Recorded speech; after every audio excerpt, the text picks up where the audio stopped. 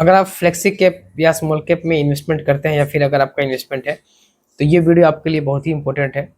आपने flexi cap या small cap mutual fund खरीदा होगा इक्विटी एक्सपोजर के लिए, लेकिन क्या आप जानते हो कुछ फंड्स अब मल्टी एसेट्स फंड्स जैसे बन रहे हैं।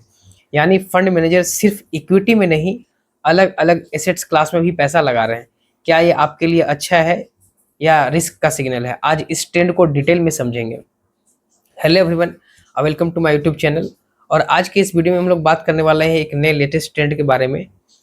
वैल्यू रिसर्च के बारे में पता होगा आपको। वो एक बहुत ही अच्छी वेबसाइट है जहाँ पे पूरा वो स्टॉक्स और म्यूचुअल फंड से रिलेटेड रिपोर्ट्स पब्लिश करते हैं। तो उन लोगों ने एक पब्लिश रिपोर्ट किया जिसमें पता चला है कि फ्लेक्सी कैप और स्मॉल कैप्स फंड्स के पोर्टफोलियोज इतने डाइवर्सिफाइड हो गए हैं कि वो मल्टी एसेट्स फंड जैसे लग रहे हैं। पहले क्या होता था, flexi cap funds traditionally equity funds होते थे जो लार्ज मिड और स्मॉल कैप स्टॉक्स में इन्वेस्ट करते थे। स्मॉल कैप की अगर बात करें तो उनका भी बहुत ही क्लियर था कि वो छोटी कंपनीज के स्टॉक्स पर फोकस करते थे जहां पे ग्रोथ का ज़्यादा पोटेंशियल है। दोनों कैटेगरीज का गोल बिल्कुल क्लियर था कि उनको अपना इन्वेस्टमेंट कहाँ पे करना है। अब क्या बदला है? अब कुछ फ्लेक्सी कैप और स्मॉल कैप फंड्स के पोर्टफोलियो में gold, foreign equities, bonds, REITs और अदर एसेट्स क्लास का भी एक्सपोजर आ गया है। ये डाइवर्सिफिकेशन कभी कभी 10 से 15% से ज़्यादा हो जाता है। मतलब आप इक्विटी फंड खरीद रहे हो पर मैनेजर ने काफ़ी पोर्शन नॉन इक्विटी एसेट्स में भी लगा रखा है। अब समझते हैं कि आखिर फंड मैनेजर ऐसा क्यों कर रहे हैं।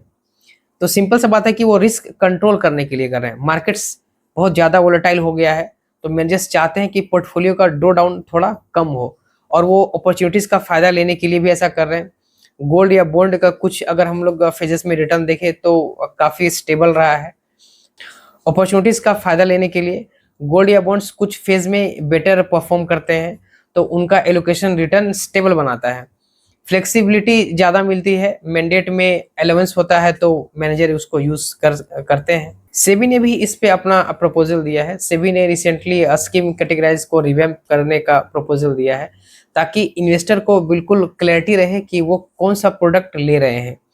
मल्टी एसेट्स फंड्स के लिए एक क्लियर रूल है, कम से कम 3 एसेट्स क्लास में मिनिमम 10% का एलोकेशन करना होता है। अगर कोई फ्लेक्सी कैप या small cap fund continuously multi asset जैसा बिहेव कर रहे हैं तो उसके मैंडेट पर क्लैरिटी और डिस्क्लोजर इंप्रूव किया जा सकता है। इन्वेस्टर के लिए क्या मतलब है इसका? अगर आपने इक्विटी एक्सपोजर के लिए फ्लेक्सी कैप या स्मॉल कैप फंड लिया है लेकिन उसका पोर्टफोलियो हाफ इक्विटी और हाफ नॉन इक्विटी हो गया है तो आपको एक्सपेक्टेड ग्रोथ नहीं मिलेगा। शॉर्ट टर्म रिस्क तो कम हो सकता है, नो डाउट, लेकिन इक्विटी मार्केट में जब रैली आएगी तो उसका रिटर्न डाइल्यूट हो जाएगा। अगर आप ऑलरेडी डेट या गोल्ड अलग से होल्ड कर रहे हैं तो ये फंड्स आपके ओवरऑल पोर्टफोलियो में ओवरलैप क्रिएट कर सकते हैं। आपको क्या करना चाहिए एज ए इन्वेस्टर? अपने फंड्स का पोर्टफोलियो एलोकेशन चेक करें, equity versus debt versus other.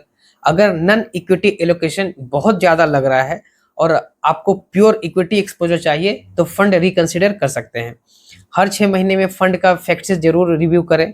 अगर आपको नेचुरली डाइवर्सिफाइड पोर्टफोलियो चाहिए तो मल्टी एसेट्स फंड ही चूज करें। तो दोस्तों, डाइवर्सिफिकेशन अच्छा है लेकिन क्लैरिटी और ट्रांसपेरेंसी भी उतना ही इम्पोर्टेंट है। फ्लेक्सी कैप और स्मॉल कैप फंड्स का मल्टी एसेट अप्रोच कुछ इन्वेस्टर के लिए अच्छा हो सकता है, लेकिन आपको समझना होगा कि आप किस एसेट्स क्लास के लिए इन्वेस्ट कर रहे हैं। अगर कोई सिर्फ इक्विटी क्लास के लिए इन्वेस्ट कर रहा है लेकिन अगर सपोज फंड मैनेजर ने बहुत ज़्यादा पोर्शन डेट में ले रखा है तो फिर उसका जो रिटर्न जो ग्रोथ है वो उस हिसाब से नहीं हो पाएगा जो एक इन्वेस्टर एक्सपेक्ट कर रहा है। तो इसलिए इसमें क्लैरिटी और ट्रांसपेरेंसी बहुत जरूरी है। आपका क्या ओपिनियन है? आप चाहोगे कि फ्लेक्सी कैप फंड्स इतना डाइवर्सिफाइड करें या आपको इक्विटी फोकस्ड ही पसंद है? कमेंट में जरूर बताएं। ये वीडियो कम्प्लीटली इंफॉर्मेशन पर्पस के लिए है। अगर आपको कोई भी इन्वेस्टमेंट करना हो तो आप अपने फाइनेंशियल एडवाइजर की सलाह जरूर लें। इस वीडियो को देखने के लिए बहुत बहुत धन्यवाद। Thank you so much.